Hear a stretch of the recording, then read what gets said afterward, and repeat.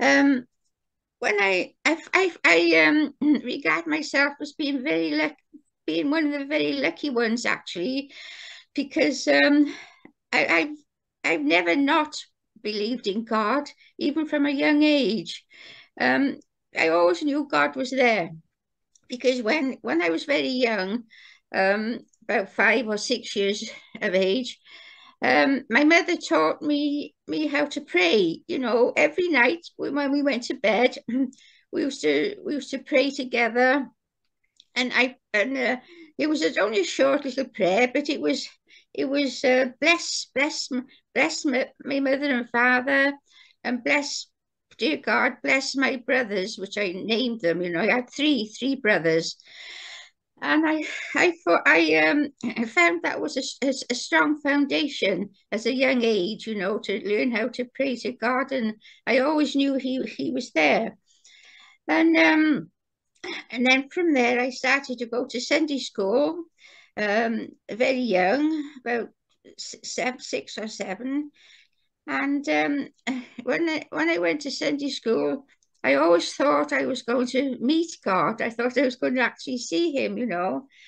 So actually I was afraid to go, and I wouldn't go at first. But my mother said, "Yes, you have to go to Sunday school," you know. So I anyway I didn't want to go because as I said, I was when I got there, it was quite in the hall. I kept looking at the door at the doorway, expecting God to come through, you know, as a giant, you know, and so that's how my experience with God. So, as I said, it was a good foundation, uh, and I must have. That's where my faith began, and as I said, I regard myself very lucky to have a strong faith from my ancestors, actually, because my mother's grandfather was a minister of the Methodist Church, and his father before him was a minister as well. So I've got a feeling that they've been with me all throughout my life, you know. And so my great grandfather and my great great grandfather were ministers of the Methodist Church in Usk near Newport, near where I was born. And I've been told also by a spiritual person that used to come around and used to see our ancestors through spiritually. Anyway, he told me that I have two aunties that has been with me all my life. The one was a nun, and the other one was a nurse in the war. She nursed in the front line of the war. Oh, when was it? A couple of 100 years ago now. So he told me that they were with me. They've been with me all my life. And recently, well, not recently, but they in the spirit world, they've met up with True Father, my aunties, and and I think I heard right. He's blessed them now. My aunties have been with True Father, but True Father has blessed them now. So anyway, when I went to well, my mother died when I was young. My mother died when I was 11 years of age, and I went to live with a foster family, and they were also quite religious. I fell in lucky there. I was blessed to, to land up with this family. And again, the mother of the family, I called her auntie, auntie. So I had to go to Sunday school. And one Sunday, I rebelled against it. I said, no, I said, I don't want to go to Sunday school, really. And she said, you have to go to Sunday school, she said. I said, if you don't go, she said, you won't have your Sunday dinner. I won't give you your dinner. So, so I went. because she was a very good cook and she used to cook lovely Sunday dinners. So I went to Sunday school. So anyway, that's a little bit about myself and the foundation that I've had in my life, which I, which I yeah, so through this prayer I had with my mother when I was young, you know. And so what I'd like to talk about now is my title is Keeping Faith. I want to talk a little bit about Job in the Bible. You know, I expect you've all heard of Job. He was a very righteous man, very righteous and God-fearing, and he really believed in God. And he was very liked and very respected in the region where he lived. As lived in Uz, UZ. Anyway, he was blessed very much by God. He had seven handsome sons. He had three beautiful daughters. He had 7,000 sheep, 300 camels, 500 oxen, 500 donkeys, many servants, and anyway, he was very respected and had a very happy, comfortable life. So anyway, Satan could see this. So Satan one day came to God. He went to God and said, "Oh, Job only worship you because of what you've blessed him, or for what you've given him. You've given him everything, and that's the only reason that he believes in you and respects you and is faithful to you." So God said, "Okay, okay, put him to the test. Just see how much he will stay faithful, faithful to me. Do what you like, do what you will, and he will stay faithful." So anyway, had the oxen. Satan went to Job and he had the oxen and the donkeys carried off by the Sabaeans and killed his servants. Then a fire struck out and burnt all his sheep, and the Chaldeans carried the camels off. One night, his sons and daughters all killed when a roof collapsed from a storm while they were feasting. And Job, of course, he was very upset about all this, but he still praised God. He still kept his faith in God, but he's by saying, "The Lord giveth and the Lord taketh away at his will." So, but I still believe God is there. And praise to God, he said. So Satan went back to God and said, let me strike Job bodily with his flesh, and he will surely curse you then. We won't be happy with that. So God agreed. He said, do what you will. So Satan caused painful sores all over Job's body, very painful sores. And when all these things happened, his wife and Job's friends and his wife said, "Why are you putting up with this, Job? Why don't you curse God? How can you put up with all these things that are happening to you, these terrible things? And how can you put up with it?" But Job said, "We must accept troubles as well as good." So he wasn't happy with all these painful sores, naturally, but he put up with them and still kept his faith in God. So anyway, his friends kept on and on to him to say, "Don't believe in God. He's causing all these things happening to you.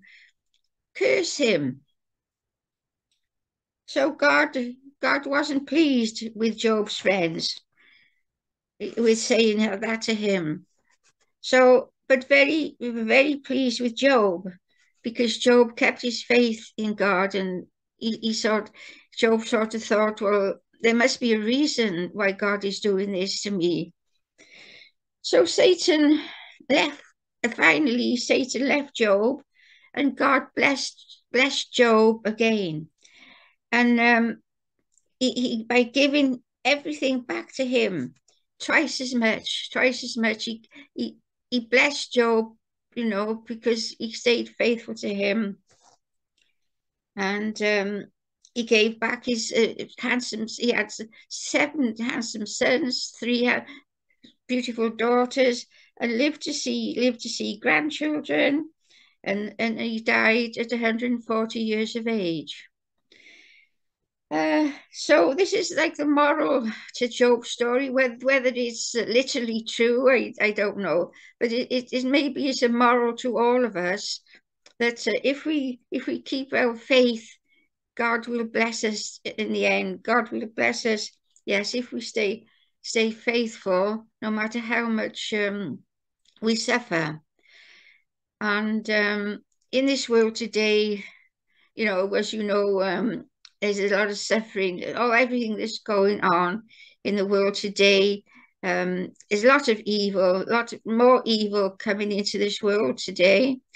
And even these natural disasters, they're not caused by God. Surely, if Adam and Eve hadn't have fallen, if we're not fallen people, and we had become God's true children from the beginning, surely God wouldn't allow these natural calamities to happen.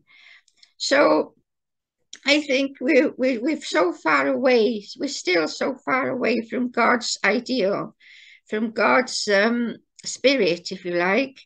And I think if we hadn't fallen, if Adam and Eve hadn't fallen and we're descendants from them, surely God wouldn't allow his children to suffer with these even natural calamities, and there would be no evil here. But anyway, personally, I might be wrong. I think it might be some evil demons causing these natural disasters in the world, because I don't think God wouldn't allow these things to happen, and all his children, true children, suffer the way people are suffering today. So anyway, I like to carry on now about in the Old Testament. Um, Habakkuk, Habakkuk, he was a minor prophet in the Bible, and he questioned God, and he's the only person who have questioned God, and he's saying to God, why does evil triumph all the time? God, he's saying to God, you are pure and you hate wrong. Why do you look upon faithless men and do nothing when the wicked swallows up a man more righteous than he? It seems to be that the more evil a person is, that they win. Well, evil is winning over goodness. God, why are you letting this happen? You can put things right. You can stop the evil in this world. So he said, why do you tolerate all these wrongdoers and the evil? And you're silent when the wicked swallow up righteous people.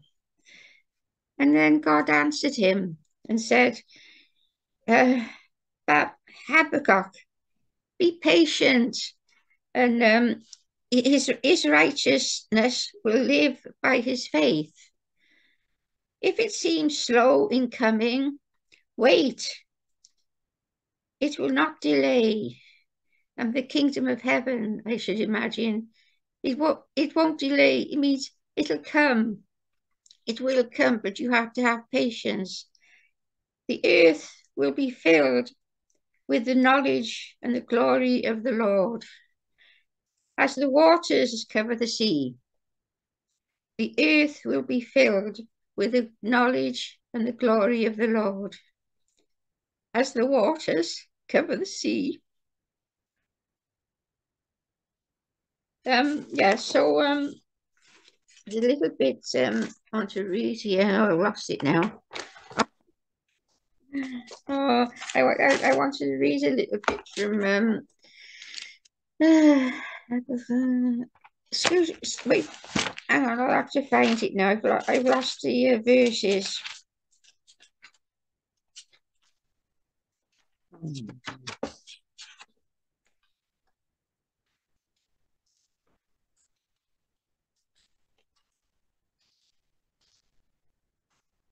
Right,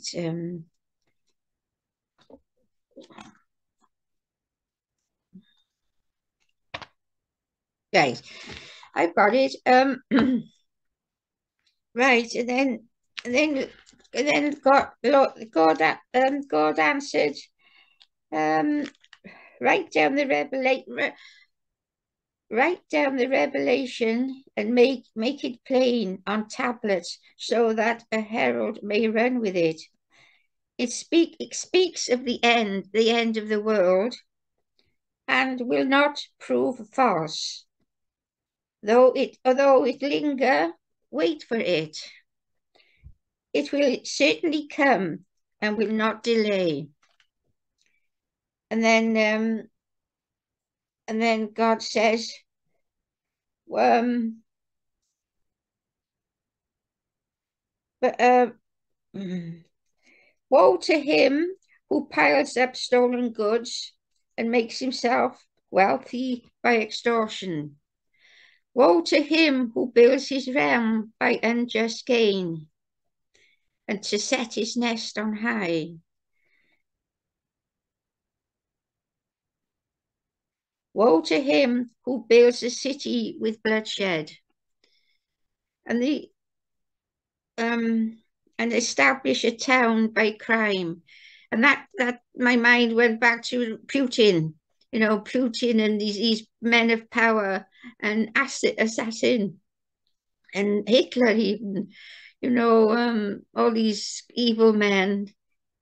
God is saying, you know, has not the Lord Almighty determined that the people's labor is only fuel for the fire? And then he says, woe to him who gives drink to his neighbors, pouring it from the wineskins until they are drunk, so that they can gaze on the naked bodies. You will be filled with shame instead of glory. So, so Habakkuk was the only person who questioned God in those days. And then, as we say, God is saying to us all, I mean, all the evil in the world, it will fade away. It will be washed away. So we must be patient. God Himself, Imagine He's waited thousands, excuse me, thousands and thousands of years. So He's been trying to build humankind back to the state before Adam and Eve fell, and um, it's been thousands and thousands of years. We can't imagine. He's been so patient, so he's asking us to be patient because the time will come when the kingdom of heaven on earth will be established firmly, hopefully firmly for forever. And um,